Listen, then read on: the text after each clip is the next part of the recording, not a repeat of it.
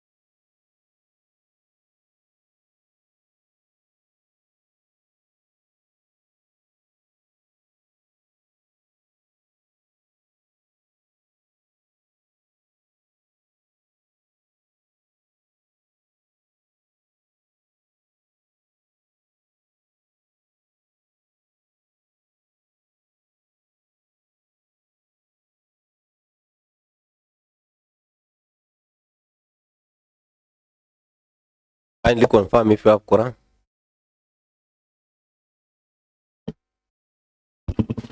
Thank you, Mr. Speaker. I confirm there is quorum.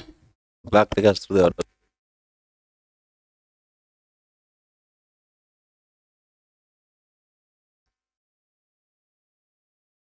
$358 of today, Tuesday, 7th October 2025 at 2:30 p.m. Order number 1, administration of oath. Next order. Order number 2, communication from the chair. As I did communicate in our wall, let's have a Kamkunji immediately after the afternoon session.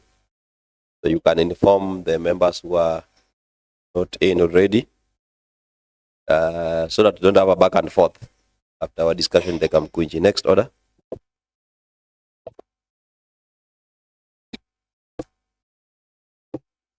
Order number 3, messages. Order number 4, petitions. Order number 5, papers. Order number 6, notices of motion. Order number 7, statements. Honorable. Thank you, Honorable Speaker. Honorable Speaker, I rise pursuant to orders number 41(2)C to present and lay on the table of the County Assembly a statement informing the County Assembly of the business coming before the House in the following week. It is therefore to bring to the attention of members and the County Assembly that for the week commencing on Wednesday, 8th October 2025 to Tuesday, 14th October 2025, the Select Committee on Assembly House Business at its last meeting approved the following tentative businesses to appear in the order paper as follows. On Wednesday, 8th October 2025 at 9 a.m., papers to be laid. The chairperson of the Select Committee on Implementation, Honorable James Umolo, will table the report on the implementation status of House resolutions on the report of PICPAC Committee on the financial statements of Nyakach County Hospital for the year ended 30th June 2022. Notice of motion. The chairperson of the Select Committee on Implementation, Honorable James Umolo, will give a notice of motion for the adoption of the report on the implementation status of House resolutions on the report of PICPAC Committee on the financial statements of Nyakach County Hospital for the year ended 30th June 2022. At the commencement of business, there will be no business. On Wednesday, 8th October 2025 at 2:30 p.m., statements will be given by the MCA for Nyalenda B, Honorable James Were, pursuant to orders number 41(2)B of the standing orders on the matters of pollution of county fishery waters at Lower Nyalenda B, Donga by Kibos Sugar Company and other industries. At commencement of business, the chairperson of the Select Committee on PICPAC, Honorable Kennedy Ouko, will move a motion for the adoption of the report on the examination of the reports of the Auditor General on the financial statements of Kisumu County Alcoholic Drinks Fund, financial years 2020, 2021, 2022, 2023, and 2023-2024. On Thursday, 9th October 2025 at 2:30 p.m., the chairperson of the Sectoral Committee on Administration of Law, Justice and Constitutional Affairs, Good Governance and Security, Honorable Moses Ochele, will move a motion for the adoption of the committee report on fire incidents reported at Kanyameda and Kisumu Bus Park. On Wednesday, 14th October 2025, at 2:30 p.m., the leader majority will issue a statement pursuant to orders number 41(2)C of the standing orders, businesses coming before the County Assembly for the week commencing on Wednesday, 15th October 2025.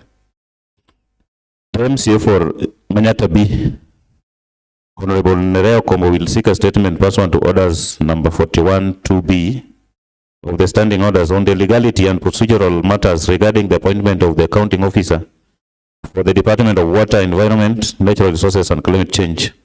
Commencement of business, the chairperson of the Select Committee on Implementation, Honorable James Omolo, will move a motion for the adoption of the report of the implementation status of House resolutions on the report of PICPAC, Committee on Financial Statements of Nyakach County Hospital for the year ended 30th June 2022. Thank you, Honorable Speaker.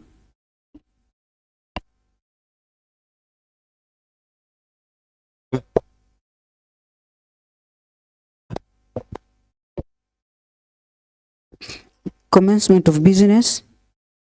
Order number 8, motion, adoption of the report of Finance and ICT Committee on the inquiry into the status of fixed assets and disposable of movable assets. Yes, Honorable Adega. Thank you, Honorable Speaker. If you allow me, I move the motion on behalf of our chair, Madam Karen, who is not in.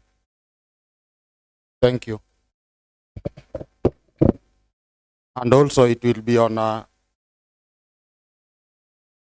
a moving notes. The report itself has been already shared in the group, so members can go through.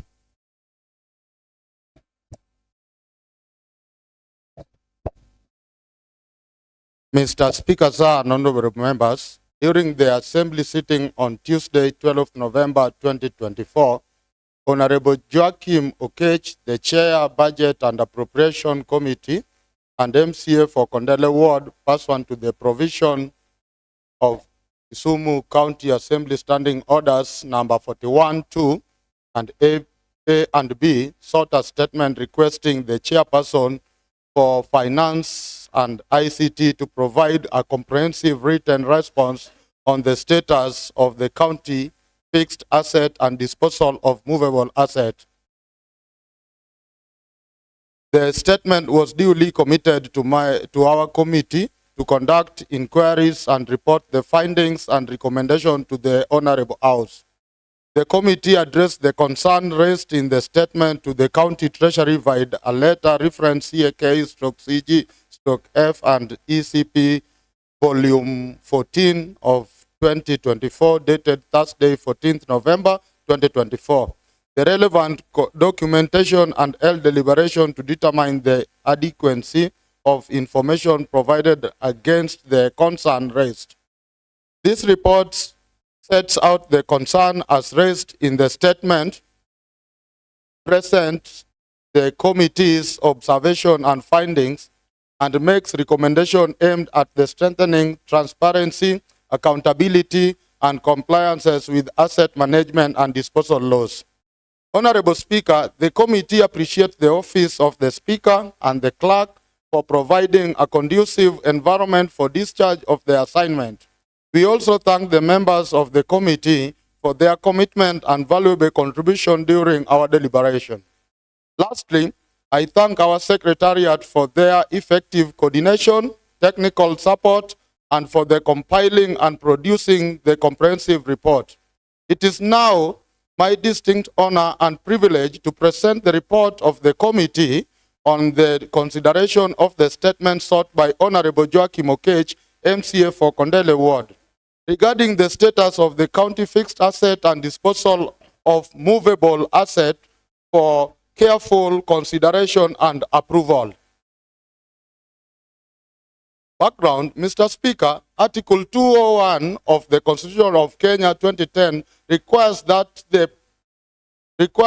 public finance be managed in a manner that promotes openness and accountability, including public participation. In addition, Section 68, Clause 1C of the Public Finance Management Act 2012 places the responsibility for the proper management, custody, and disposal of public assets in the accounting officer of every public asset. Further, the Public Procurement and Asset Disposal Act 2015 and the attendant regulations made every county government entity to maintain a register of assets, establish a disposal committee, prepare an annual disposal plan, and ensure that obsolete, surplus, or unserviceable assets are disposed of in accordance with the law. Despite this clear provision, Kisumu County has not made public the list of assets available for disposal for provided updated and accurate records of its fixed asset. The last comprehensive assessment, the Kisumu County Asset and Liability Committee report, was conducted in 2018. Rendering much of the information outdated, this has led to legitimate questions on the integrity of asset management within the county. Concern raised in the statement, Mr. Speaker, the statement by Honorable Joachim Okech, MCA for Kondele Ward, sought a response to the following matters: a register of fixed asset in the county detailing A, motor vehicle, Roman 1, total number of motor vehicles inherited, purchased since... Point of order, Mr. Speaker. This is the point of order. Mr. Speaker, the honorable member moving the report is not properly dressed and I think is naked. Point of order, Mr. Speaker. The honorable member raising a point of order is also naked.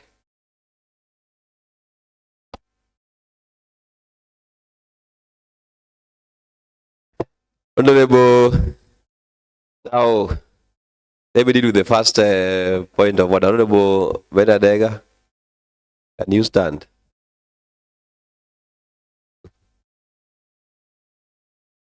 I think we believe that you are dressed well, but your counter should be long sleeved.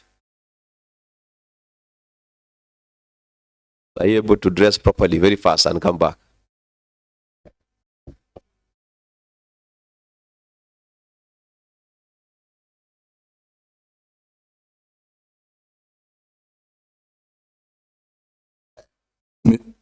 Thank you, Mr. Speaker. But Mr. Speaker, I had Honorable Koyo, who gave you the permission to?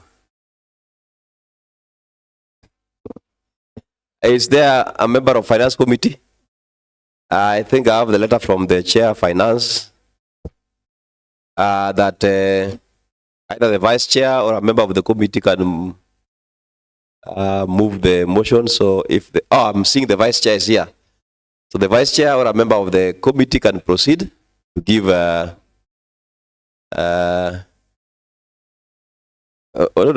Adega, you are not properly dressed.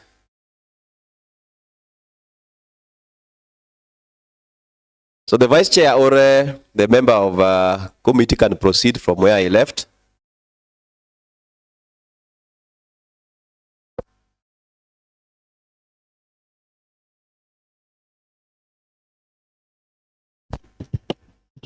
Thank you, Mr. Speaker. Mr. Speaker, sorry for being late, but it was unavoidable. My deputy speaker was aware of my whereabouts. A very sad story that I cannot give this house where I was, but to God is great, I'm here. Mr. Speaker, you said I proceed from where Honorable Adega. Point of order, Mr. Speaker. The Vice Chair of Finance is not well dressed. Thank you.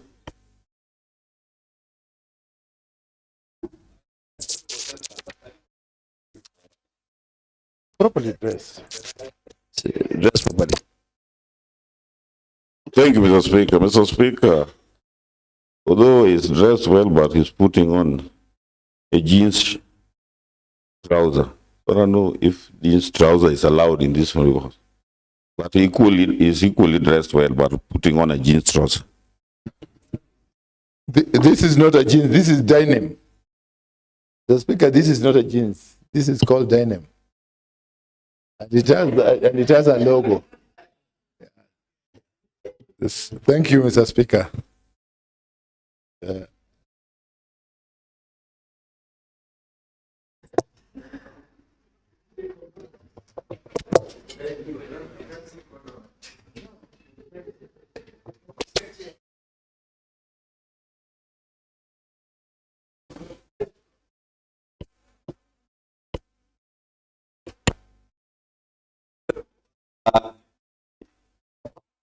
Honorable Deputy Leader Majority, you know the dress code. The Honorable Whip has confirmed that you are in a jeans the Sergeant at Arms has confirmed you are in a jeans, so maybe we give you time to dress properly. And thank you, Madam.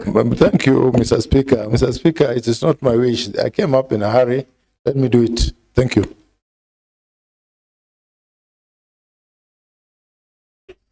I need a member of the committee to complete moving this motion.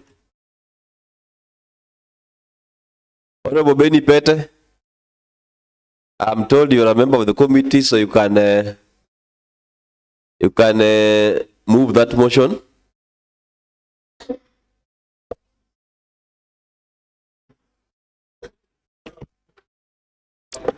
Honorable Speaker and Honorable House, psychologically I'm not prepared. I don't know even where they started and where they have ended. Who is confirming? So you can't confirm. No. Just confirm. Keep your cool, partner. Psychologically, I'm not prepared, Honorable Speaker. You are a member of the committee. Who is going to move the motion? I have a letter here from the chair authorizing any member of the committee. And that's the last chance that I'm giving for the members. Who? Honorable Boyton. Okay, proceed. Thank you, Mr. Speaker. Mr. Speaker, I just want to salvage the situation, given that I'm also I'm a member of the committee. So, Mr. Speaker, I don't know where to pick it from. Honorable Adega had read up to which point, but I want to pick it from. Mr. Speaker, I'm really going to struggle. I don't have glasses here.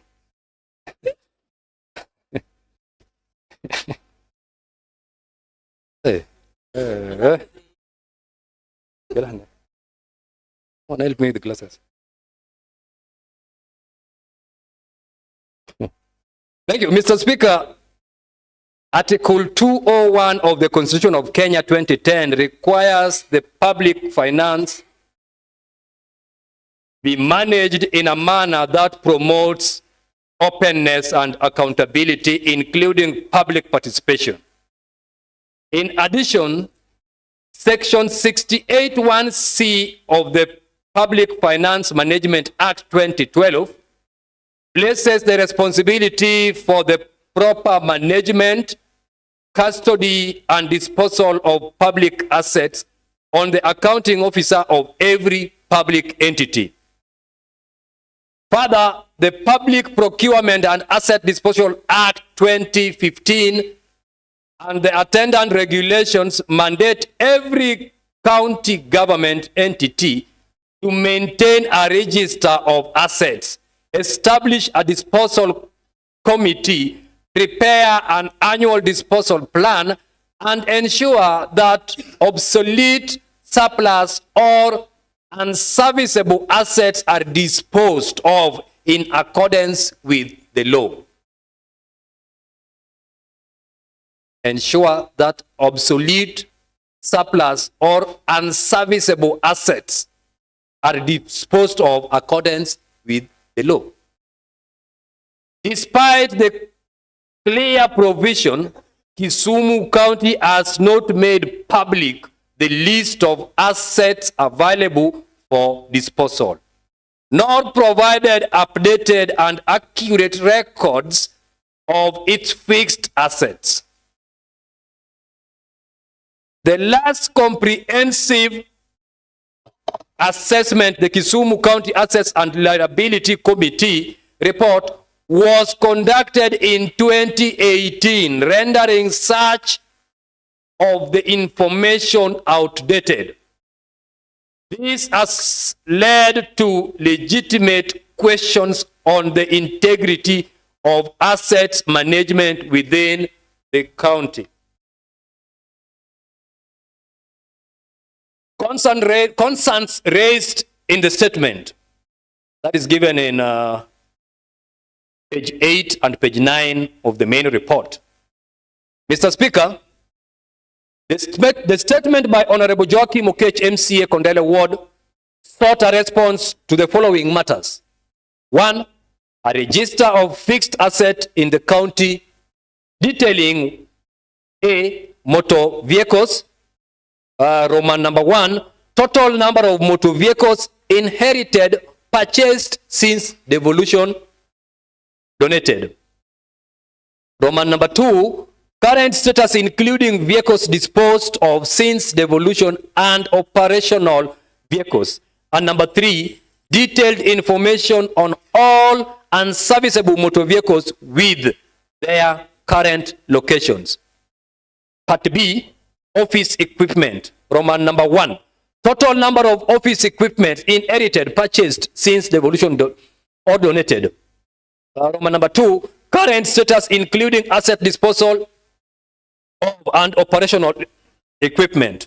And the C, furniture and fittings. Total number of furniture and fittings that is inherited, purchased since devolution or donated.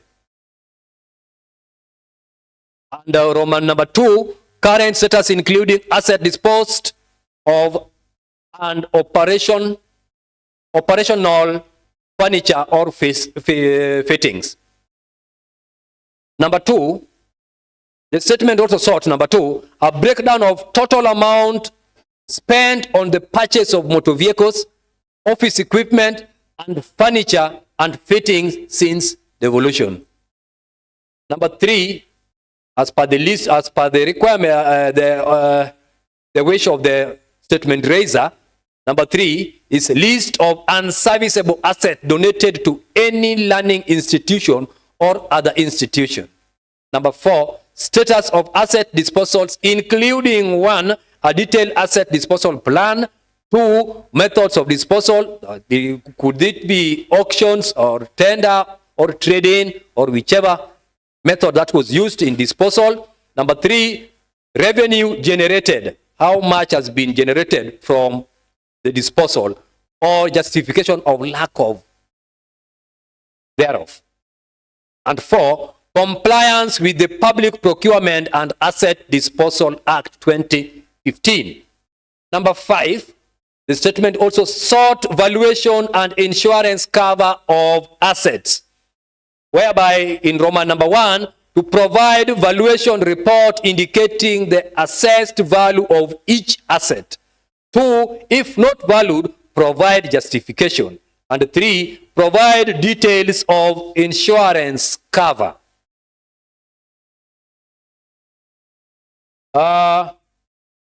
Non-adherence to committee directives and timeless in submission of the report. This information is on page 10 of our main report. The committee observed several instances where the county treasury failed to adhere to its directives and correspondences. This persistent non-compliance resulted in undue delays, thereby hampering the committee's ability to process the matter within the stipulated timelines. A summary is provided in table in page 10 of our main report. Observations and finding. I take you through a summary of the observations and finding.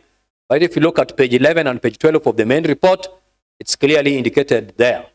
Having received analyzed responses from the county treasury, the committee makes the following observation. 1, on motor vehicles. County treasury only reported 253 vehicles inherited from the defunct municipal authority. It is in annex number 3 from the main report. The following details were not provided. 1, record of motor vehicles purchased since devolution or donated by partners. 2, updated report on operational versus grounded vehicles. 3, list of unserviceable vehicles or their location. The county has not disposed of any vehicle since devolution. The number 2, office equipment and computer accessories. The records provided were only limited to items inherited from the defunct local authority. No information on equipment procured since 2013 or any donation thereby. Number 3, furniture and fittings. 749 items inherited from the defunct local authority were reported. That is in Annex 6. Information on acquisition made since devolution was not provided. Updated status, valuation, or disposal records for furniture and fittings was not also provided. And number 4, expenditure on assets. Treasury reported a total of Kenya shillings 463,766,744 spent on purchase of motor vehicles. However, the figure do not match with individual valuation record of each motor vehicle as provided in the extract of 2018 report. 2, no data provided on cost of office equipment, computers, and furniture acquired since devolution. And number 5, assets disposal. No asset disposal committee has been established contrary to section 163 of the PPADA 2015. That is Disposal Act. The county has not prepared any asset disposal plan. No assets have been disposed and consequently no revenue realized. Compliance.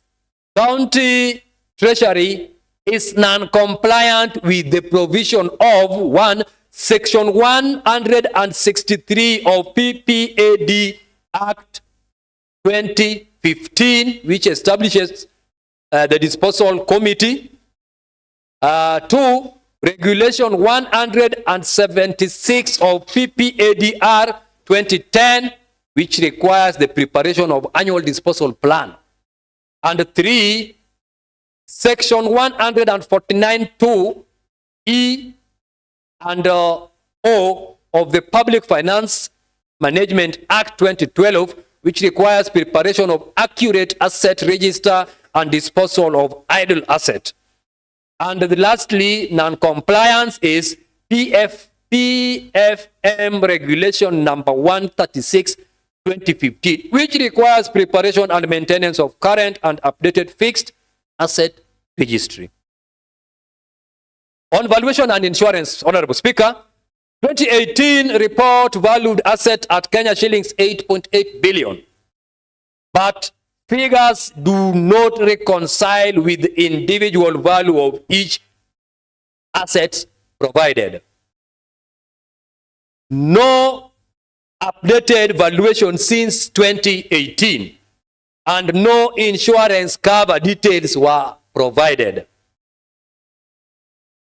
Number 8, Kisumu County Executive has not prepared nor maintained an updated fixed asset registry and has never prepared an annual asset disposal plan contrary to the requirement of the regulation of 136 of the Public Finance Management and County Government Regulation 196 of the Public Procurement and Asset Disposal Regulation 2020. The county executive has neither formed, constituted an asset disposal committee since inception of devolution, nor undertaken any disposal of idle, unserviceable, or obsolete assets, violating the provisions of Section 149(1) and 149(c) of the PFM Act 2012 and Regulation 163 68(1)(c) of the Public Procurement and Disposal Act 2015. Now, Honorable Speaker, the committee now recommends the following. There are 6. 1, that the county treasury to prepare and submit to the assembly a comprehensive and updated county fixed asset registry within 60 days. Disaggregated into inherited, purchased, and donated assets. 2, the county treasury to prepare and submit to the assembly an updated inventory of all motor vehicles, their operational status, locations, and conditions, including unserviceable and grounded motor vehicles, within 1 month of adoption of this report. 3, the county treasury to prepare and submit to the assembly record office of equipment, computers, furniture, and fittings acquired since devolution, indicating valuation, current condition, and insurance status.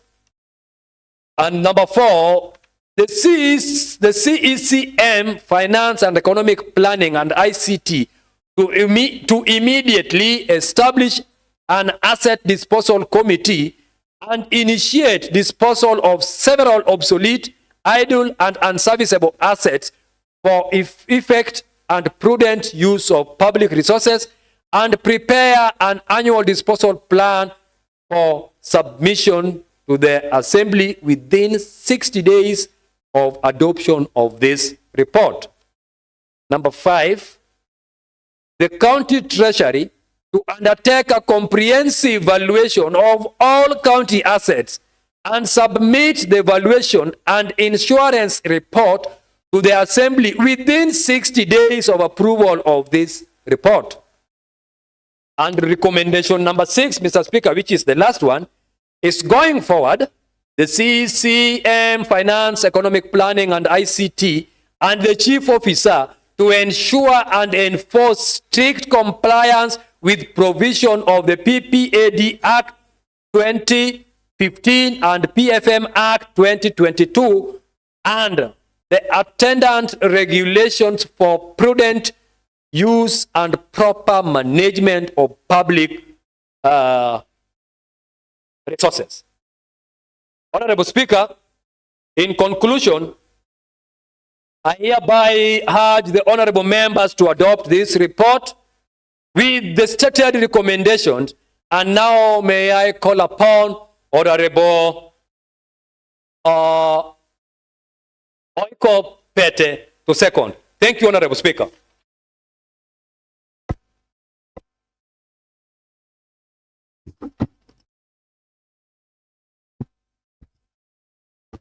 Honorable Speaker, the report has been presented. I need to second it. And members have got the content of the report. That the report wanted the report on fixed assets of the Kisumu County government. And from this report, the report on fixed asset is not well tabulated in this government. Reason best known to them. And Mr. Speaker, when we walk around, most of the vehicles we see are the vehicles which were bought from the time of devolution. The vehicles which were inherited from the local authority are hardly seen, Mr. Speaker. And we are not getting the records of these vehicles. We are not also getting the picture that they had been disposed of. So the recommendation given to the Department of Finance is very crucial and should be followed so that we know what is the real position. A government cannot exist without keeping proper records of its assets. That will give a very big volume where things may not work out. The assets of the government must be well recorded so that they are followed. In case of any problem, the matter will be taken up seriously. In the absence of the records, Mr. Speaker, when things go a hayway, nothing will be followed. So this is a report that must be followed with the executive to its logical conclusion so that we have proper records of the assets, because the assets, these are monies of the county government of Kisumu. These are public money that have been spent. And when public money is spent and the record is not properly kept, we have failed in our duty as the representative of the people and people who are supposed to monitor the functions of the government. Mr. Speaker, I hope members will take this report seriously and we take the executive to task so that proper records are kept for the continuity of the government. A government cannot work without proper records kept in the office. I so support, Mr. Speaker.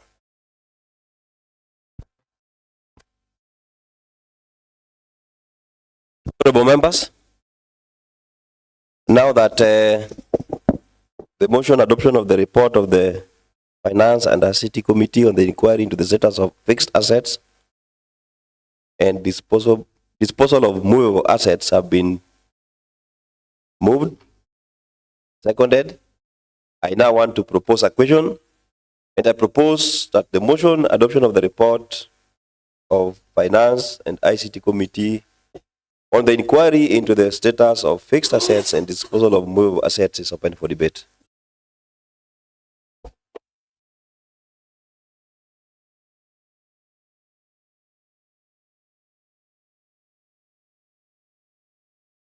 Honorable Nyauke.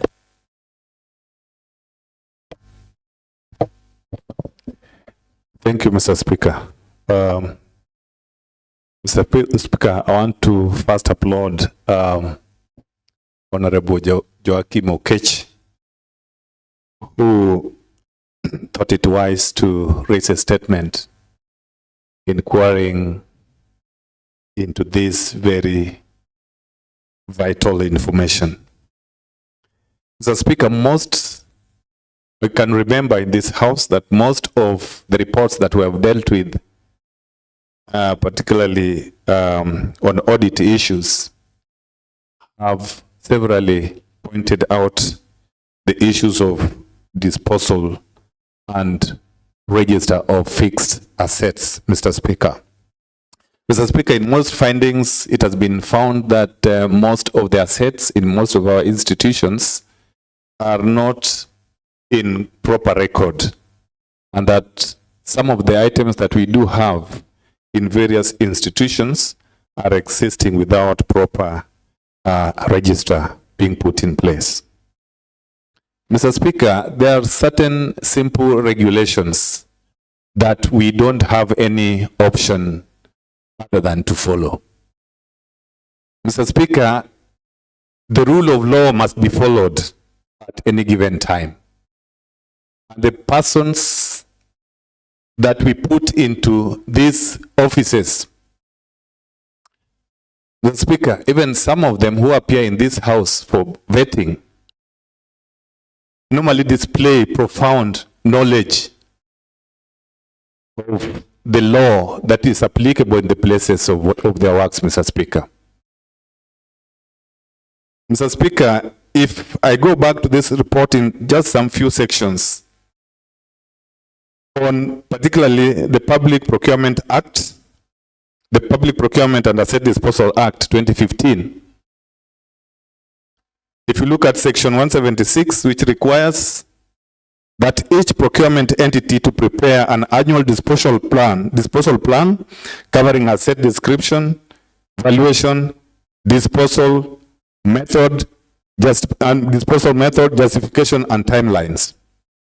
Mr. Speaker, any ordinary officer with even a simple knowledge can easily follow this law, Mr. Speaker.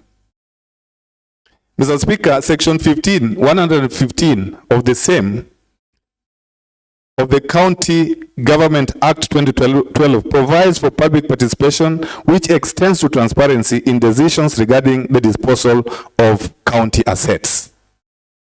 So it is always envisaged that even certain county assets can possibly be disposed at some point when they are rendered not useful at any given time.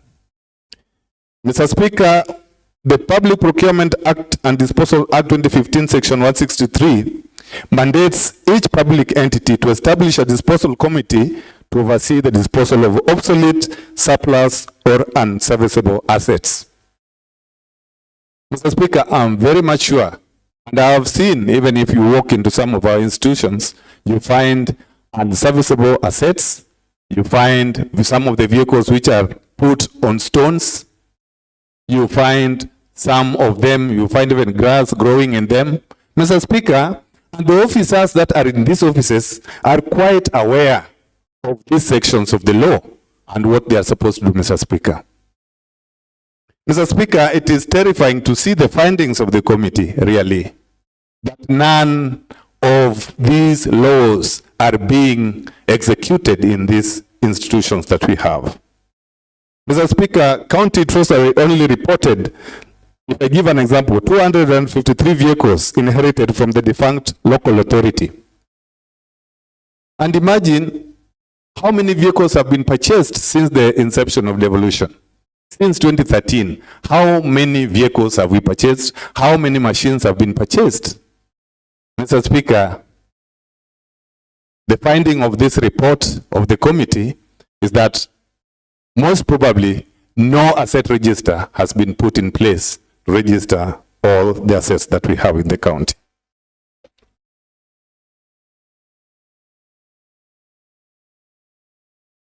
Mr. Speaker, the recommendations, therefore, I know of the time limitation. I am going to recommendation. Mr. Speaker, recommendation of the committee is in fact has been thought as going to be the final decision that is going to help us go to the next step on what action we are likely to take on the people or on the officers who slept in their jobs. Mr. Speaker, by supporting the adoption of this report will help us to come to the conclusion, because the prayer in the recommendation is that we have all these gaps that were left to be taken care of. We need to have those reports. We need to have those updated registers so that we know which machines or which assets are serviceable, which ones are non-serviceable, which ones can we dispose. Also, bearing in mind that we follow the correct procedures and the law is followed. Mr. Speaker, with that few remarks, I beg to support.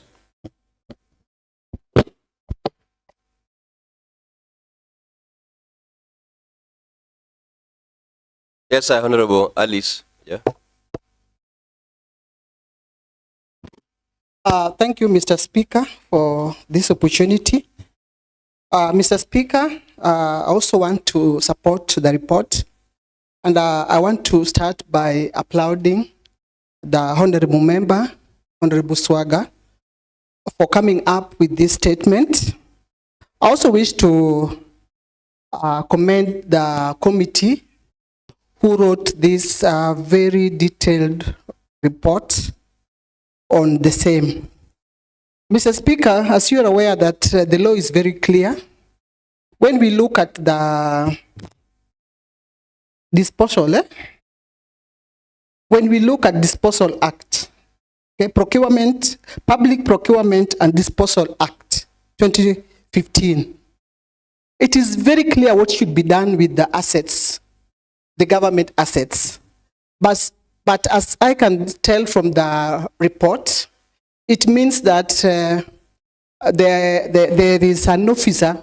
It means that there is no officer who is dealing with this issue, because all the departments in the government should have a detailed inventory of all the assets in the specific departments and how they can be disposed of. And the person who is in charge of the inventory, who should manage the inventory, who should know how many items do we have, be they fixed, be they furnitures, movable assets like vehicles, and their status. Mr. Speaker, this is somebody who's sleeping on the job. Because when I look around or when I walk around the departments, you can find that there are some vehicles who are still serviceable. They are abandoned. You can get that a vehicle is abandoned in one place even for 1 year. Those ones which are still in a very good condition until their conditions deteriorate and they are still there and they become so obsolete. The government is losing a lot of money on these issues because the law is very clear. If there is items which are supposed to be serviced, which are still serviceable, they're supposed to be serviced and put in use. But for those who are not, which have become so bad, which are unserviceable, they are supposed to be disposed of. But you walk around and you just see people sitting in the offices and they are just looking at the assets going to waste and they don't even care.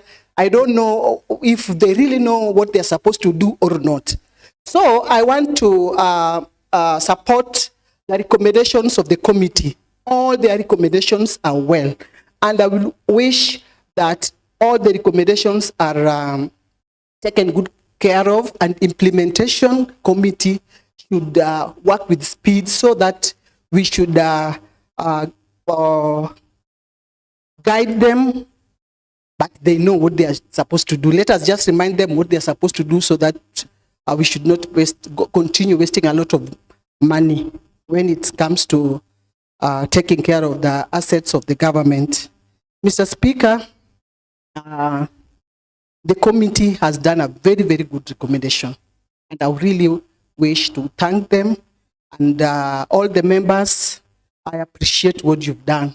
Thank you so much.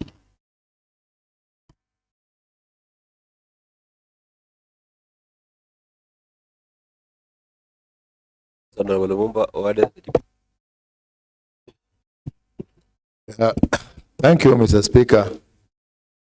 Mr. Speaker, first and foremost, I would like to congratulate my colleague, Honorable Swaga, for doing exactly what is supposed to be done by all of us. That is... Point of order, Mr. Speaker. Order. Information. I don't think there's anyone here referred to as Honorable Swaga. So maybe the Honorable Deputy Leader Majority can clarify to us who is referring to. Deputy Leader. Thank you, Mr. Speaker and Madam Emily, for reminding me, Honorable Emily, for reminding me to elaborate further who is Swaga. Swaga is Honorable Joachim Mukech Aka Swaga, representing Kondele. Honorable Speaker, such like what has Honorable Okech has done requires some kind of research, which indeed he did very, very excellently. It is our duty to safeguard the property of this county vis-a-vis the property of the people of Kisumu County. If you look at what is being referred to as assets for this county, they run into billions, even though they were not itemized, but they are running almost into billions. And up to today, we do not know where they are, what their values are. But it's good, it was brought to the attention of the committee, and the committee of which I'm one of them, have done a thorough report with the recommendations. What therefore remains is the implementation of the recommendation. Let us use this report as an eye-opener to those who think that this House is not doing their rightful duty. The recommendation that has been made here is that the recommendation that there's a report that's supposed to be brought here within 30 days. There is a recommendation that within 60 days. I therefore call upon the implementation committee that exactly 30 days, please bring us the report from the executive for action. And immediately thereafter, at the expiry of that 60 days, bring again a report for the recommendation that has been made. Then we act on it, then thereafter they will know that this House has a teeth to bite. We keep on complaining, yapping about the revenue collection, forgetting about this is also part of revenue that is lying untapped somewhere. Then our colleague has made a call-up call and woken us up. Let us act now and not tomorrow. Thank you, and I support the motion.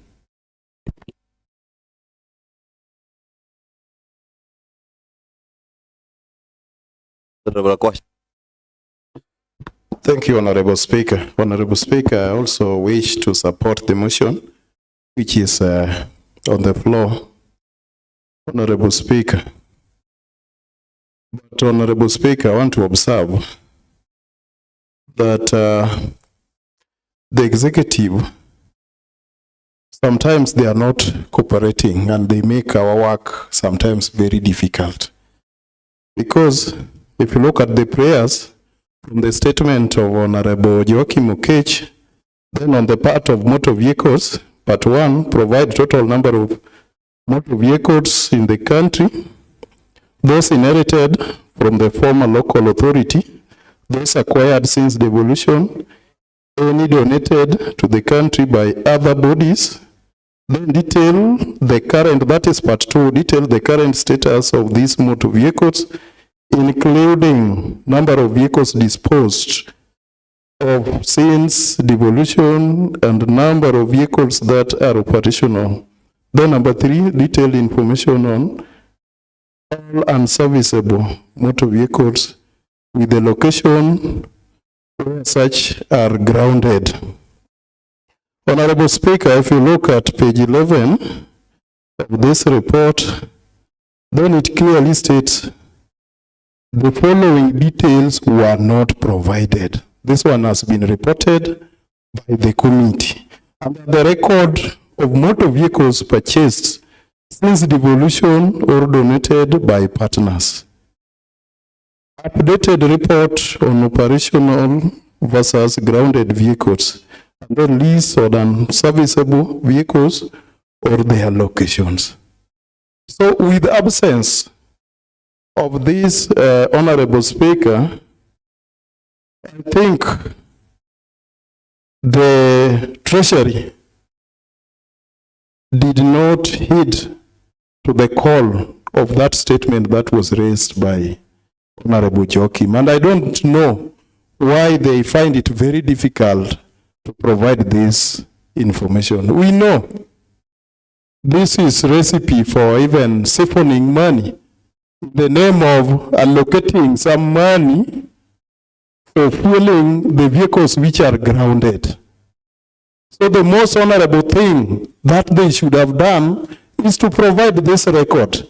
And Honorable Speaker, in the recommendation that we highly support, or I highly support as a member of this county assembly, is that they provide this information 60 days after the adoption of this report. We know today is date 7th of October.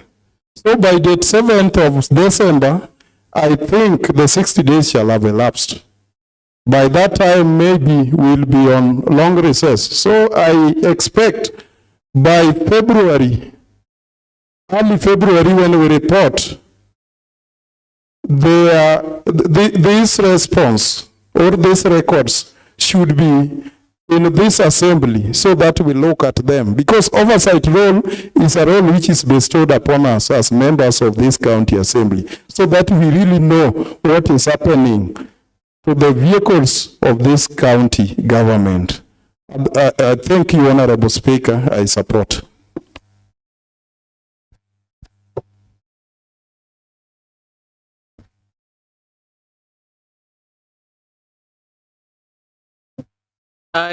Yes, Honorable Millicent Omuya.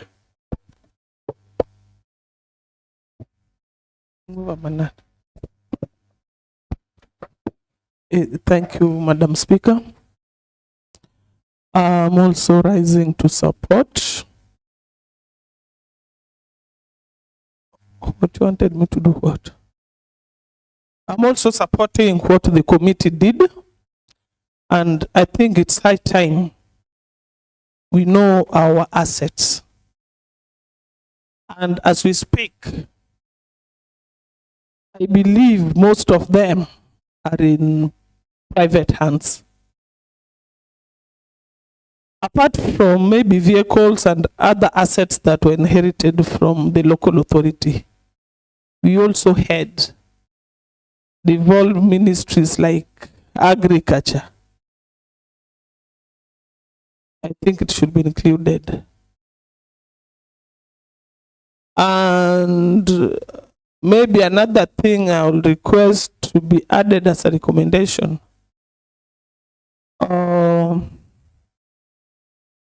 When devolution was starting, we had a place called Wax Yard. If you could go to Wax Yard, currently it is the headquarters of city, I think. That place was full of old vehicles, old tractors, and so many other machines. Now, if you visit that place, it is as clean as a swept room. In the recommendation, I would like you to add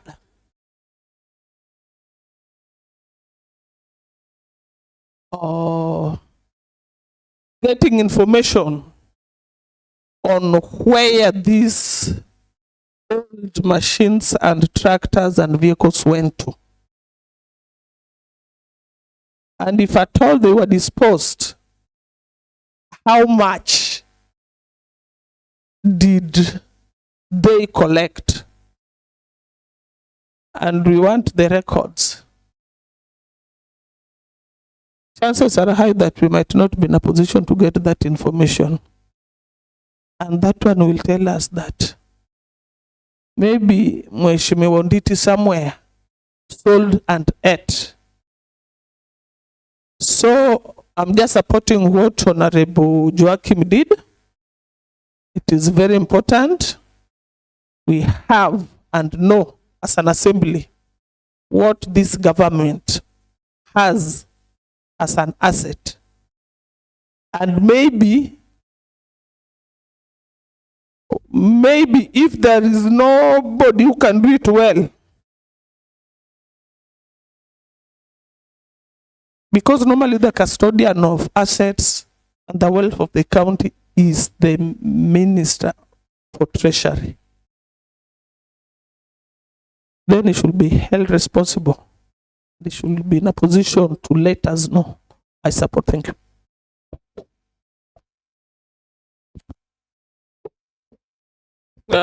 Honorable Millicent Omuya, you proposed an amendment. I don't know whether you want to do it officially and have it part of the report so that we can go through the right procedure.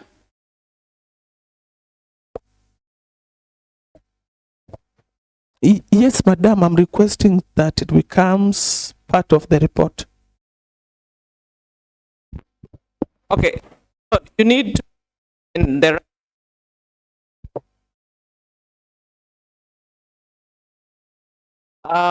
in the right way by by having a seconder, and we can have a debate on it and put a question.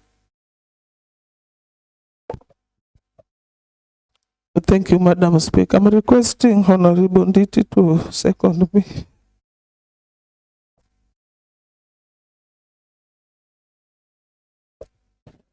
Thank you, Madam Speaker.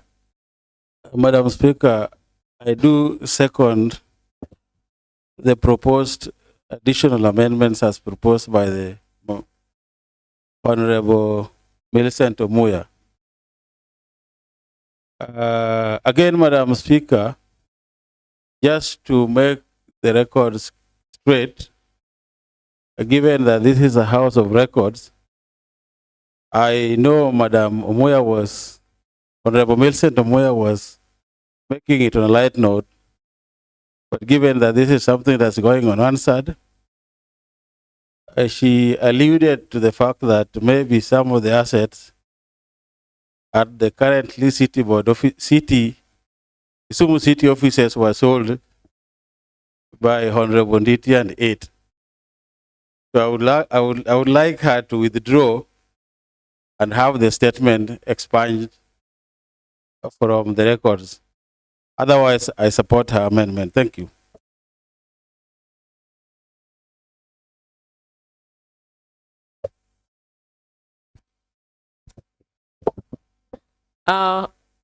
Yes, Honorable Mr. Omuya, you can take your seat.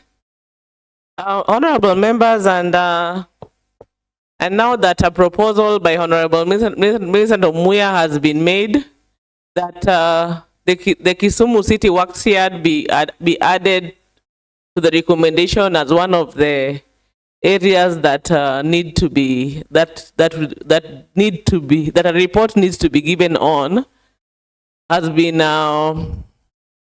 proposed and seconded, and it's time for me to propose a question. And I propose that this recommendation is open for debate. Yes, Honorable Ratty Boyton.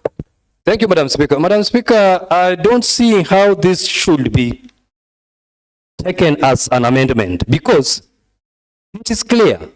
We are talking about all the assets within the county, irrespective of which department. We are talking of Kisumu County as a whole. All the assets within the Kisumu County. We did not itemize or give specification on which department we are targeting. But the report needs an inventory, a registry, a register of all the movable and non-movable assets within the county. So in my view, Madam Speaker, the so-called amendment we want to sneak in is already in the report. Thank you, Madam Speaker.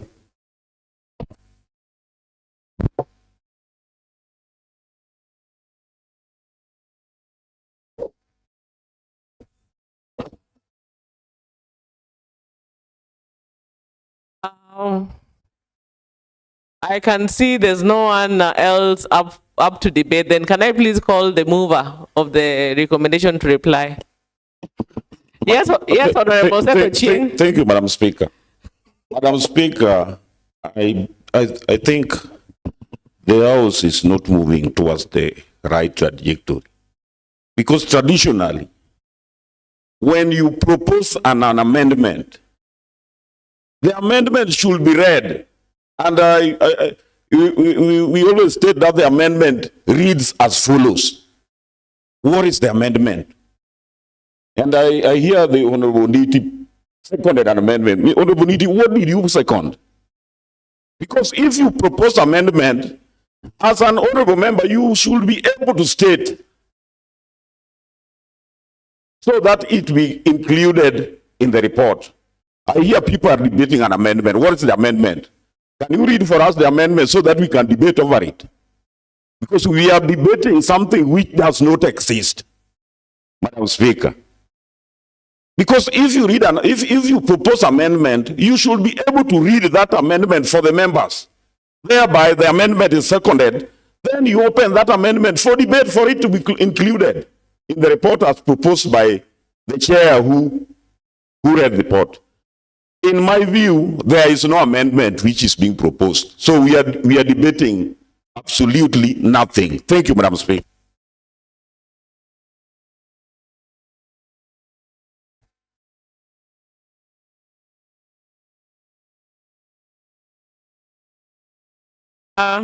Yeah, honorable members, there was a proposal by Honorable Minister Muya on an addition on the recommendations by the report that is being debated on. And I think it's just right to also give her the opportunity to have it debated by the members.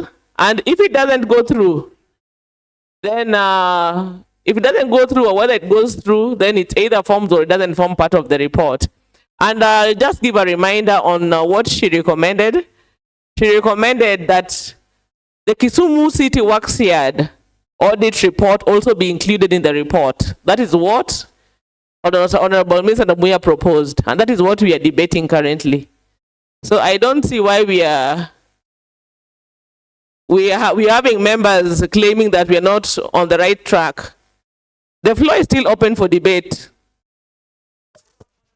Okay. Madam Speaker, I think with due respect, I'm also of the opinion the Honorable Whip has just spoken about. Madam Speaker, my good colleague, Honorable Millicent, spoke on some few issues.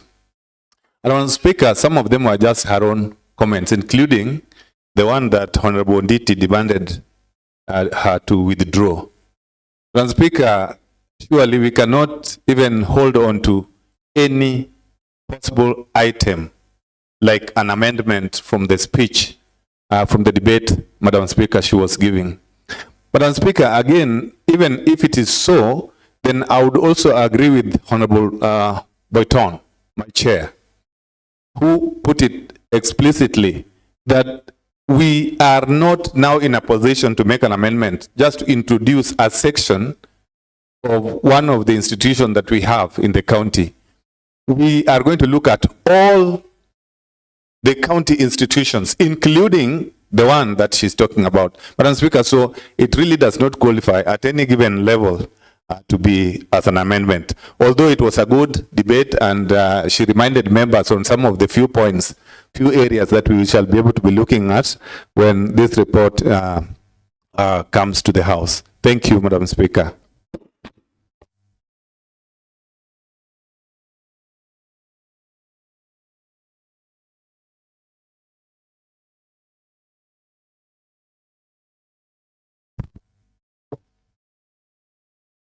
Honorable members, Honorable Minister Muya made her comment, and I asked if she would like to have that recommendation included, and she accepted it. So I don't see why honorable members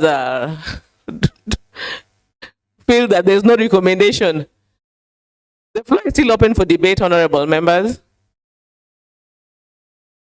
Or I'd like to call Honorable Minister Muya to reply and make it clear on the recommendation you are proposing. Yeah, thank you. Madam Speaker, I just want a clarification from you. What is she clarifying? And even the seconder, Honorable Onditi, stated here clearly that Honorable Millicent should withdraw a certain statement. What is she going to clarify again, Honorable Speaker? Honorable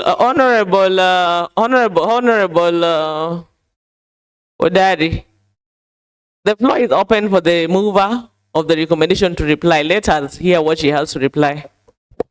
Thank you, Madam Speaker. First, I want to withdraw my statement. In fact, I was talking about it on a light note. He's my best friend in this assembly, if you don't know. So I've withdrawn that. Honorable Daddy, now give me your ears. My request was very simple. I was saying that when devolution started, Waxyard was a place with full of old vehicles, old tractors, and other machines. Now, if you go to the place, it is as clean as swept. My request was, in the recommendation, can we add a request that will enable us know where these things were disposed to and how they were disposed and how much the county fetched after selling all these materials? Thank you. I reply.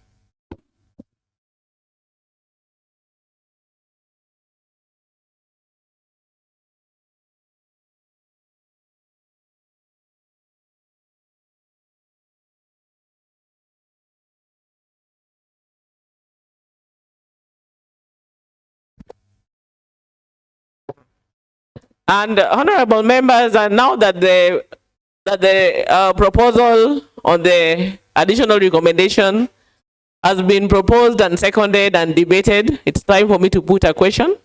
And I put that as many of the opinion that that recommendation be and form part of the report, say aye. Aye. As many of the contrary opinion say nay.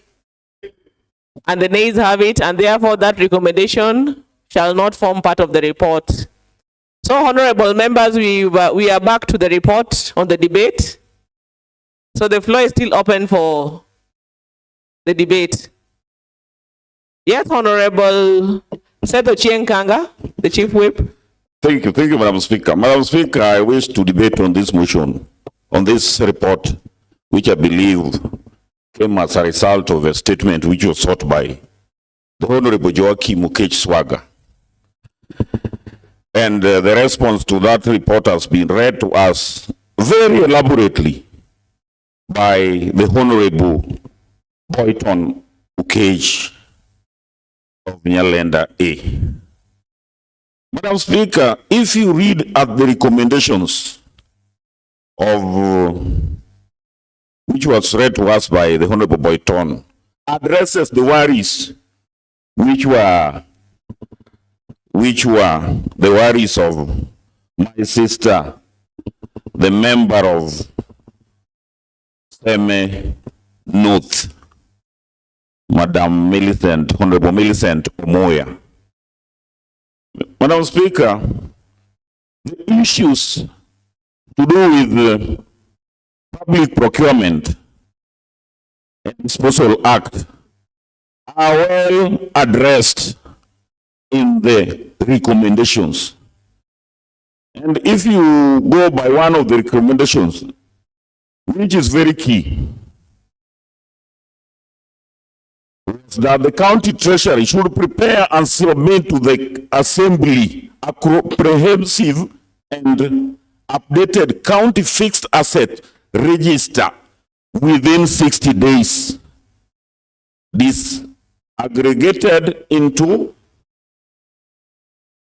purchased and donated. I think that one addresses the issues which were raised by Honorable Muya about the missing assets at the works yard. Because the Honorable Boyton has given as a recommendation to forward to the executive within 50 days. The executive should provide a comprehensive report whether the issue with Public Procurement and Disposal Act were subjected when those assets were being taken away from the works yard. So I believe within 50 days, as proposed by, as debated by Honorable Lumumba, the implementation committee should ensure that this assembly is supplied with those documents within a period of 50 days as stipulated in the report, Madam Speaker. Madam Speaker, it is not even the county, the vehicles alone. Even the drivers who are employed by the county government to drive those vehicles are just earning money and they are not working. If you walk around the garages I believe Honorable Nyaoke will attest to this. You will find county government vehicles in different garages. It's the county government of Kisumu is aware that those vehicles are parked in those garages. And you'll find even some of the engines are missing in those vehicles. And when you see this report, you will find that it is written a certain number plate, and the report tells you that the condition of the engine is fair. While when you walk actually to those garages, you'll find that those engines are missing in those vehicles. So this report by Honorable Boyton Okech giving the Assembly, the Executive, 50 days to respond to those worries which are addressed by members. And I believe the Implementation Committee will follow this report so that the worries which were being sought by the Honorable Joachim Okech are addressed so that the residents of the county are sure that money which were invested in those assets are used prudently so that services, vehicles enhance services. When there are no vehicles, the county cannot provide services effectively. Not only vehicles, but even land. You find some of the public land are used by private persons. And the county assembly, even in Market Milimani ward where I represent, where Madam Speaker you intend to represent in two years to come, you will find that some assets, some public assets, public land, people are doing private businesses in public land. I, as a member of representing that ward, I am not able to account to the residents of Market Milimani ward. So going by this report, I believe it will cure. Otherwise, I support the report. Thank you, Madam Speaker. Yes, Honorable Alvin Oraro. Madam Speaker, also rise to contribute to this motion, come report about a statement sought by Honorable Joachim Okech. I don't know the intention he had, and I'm also trying to see that the debate is so focused on the vehicles, which to me does not have a lot of impact than the land that is under the docket of Honorable Boyton Okech. Recently, I heard that there's some land being sold and a certificate of lease are prepared and given by the city. And it means that they're reaping big. And with this kind of a motion, these are a motion that we need now to discuss the land and where those lands are.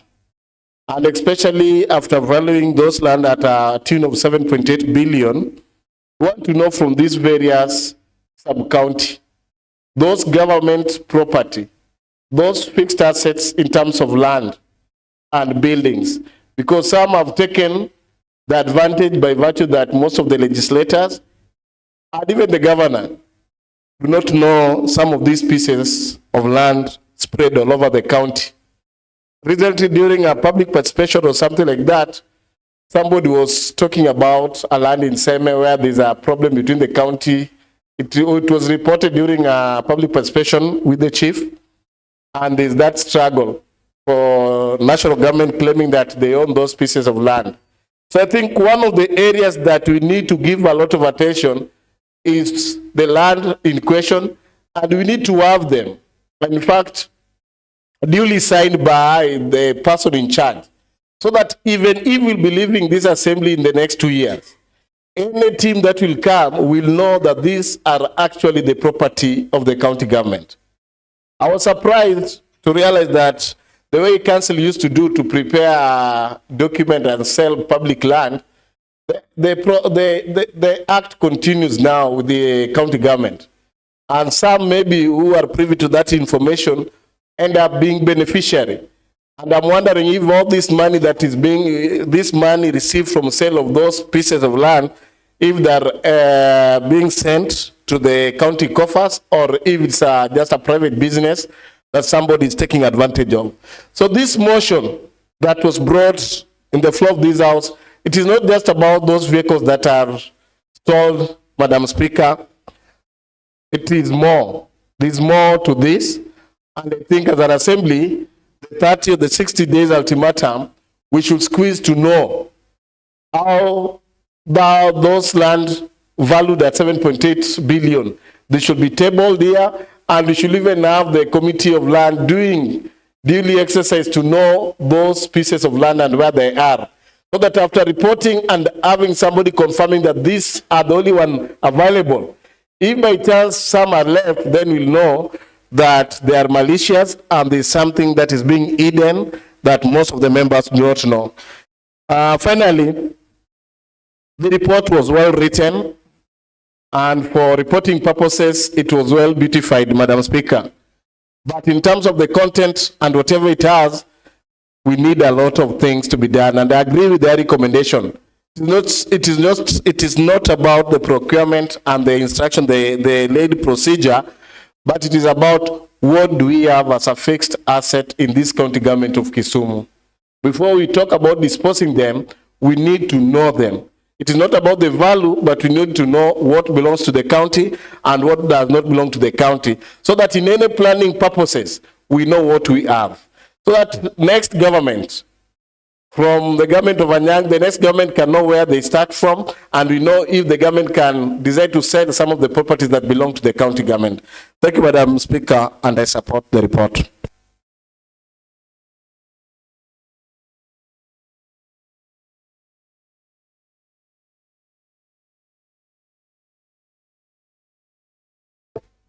Yes, Honorable James Omolo. Thank you, Madam Speaker. Thank you, Madam Speaker. Madam Speaker, reading the mood of the House, may I call the mover to reply? Thank you. Honorable Ratib Boyton.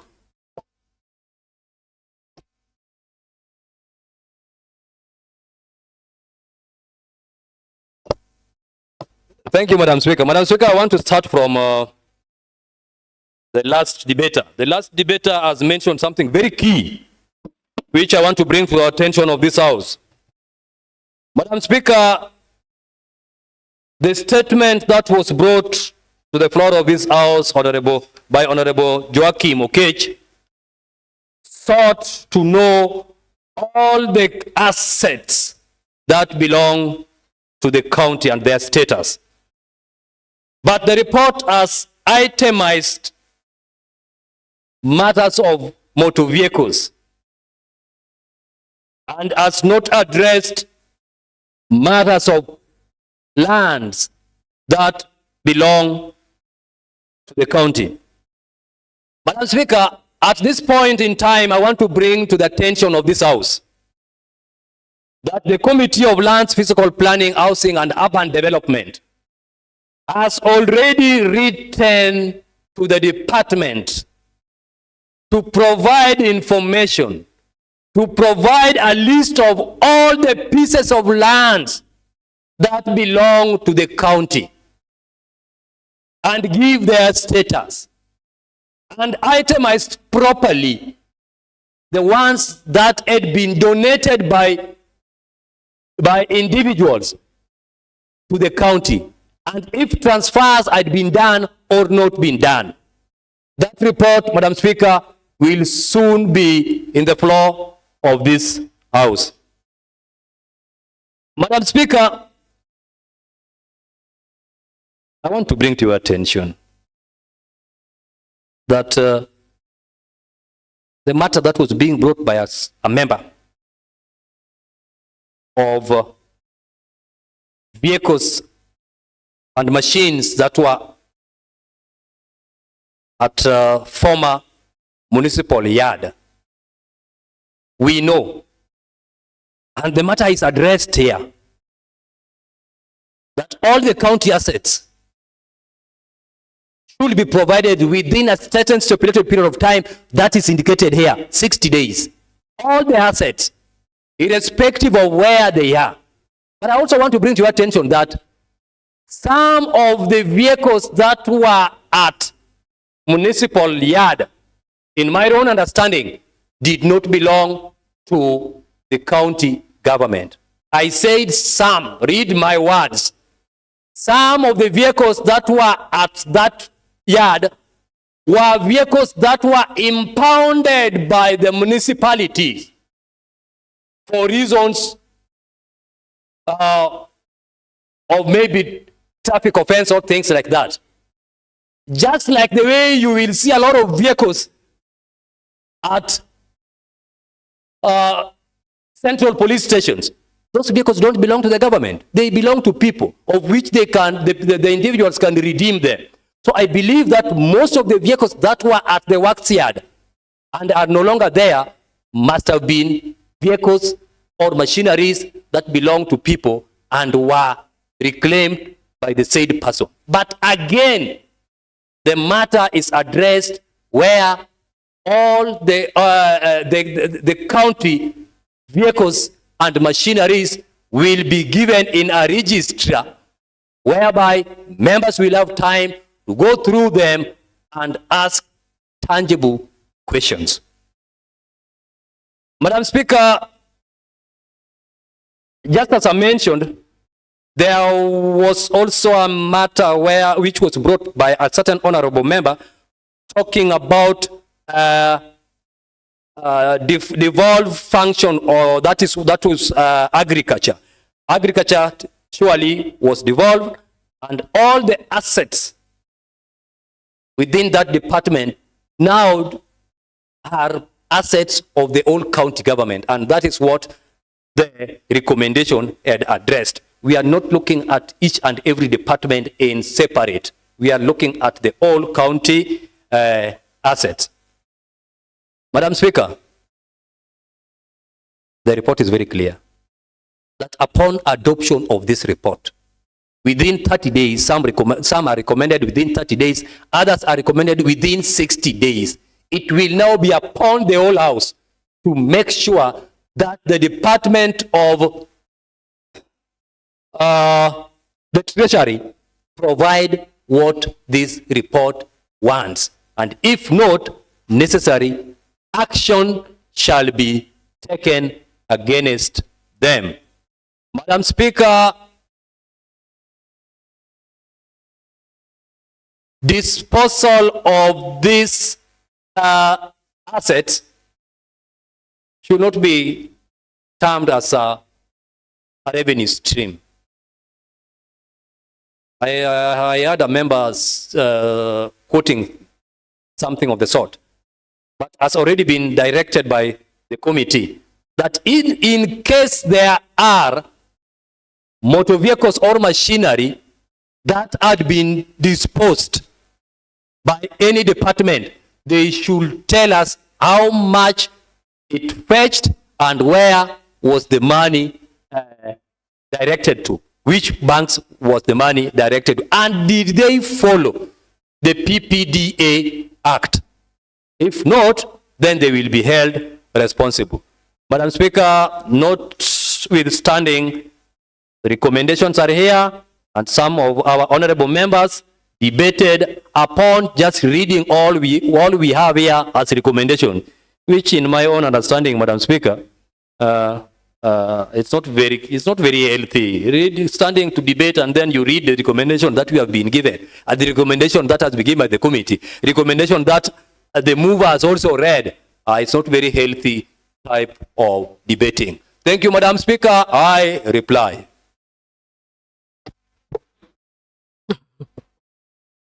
Honorable members, and now that the report on the adoption of the report by the Finance and ICT Committee on the inquiry into the status of the fixed asset and disposal of movable assets has been presented, seconded and debated, it's time for me to put a question, and I put that as many of the opinion that this report be adopted say aye, as many of the contrary opinion say nay, and therefore the ayes have it, and therefore the report by the Finance and ICT Committee on the inquiry into the status of fixed assets and disposal of movable assets has been adopted today, the 7th of October, 2025 at 16:10 hours.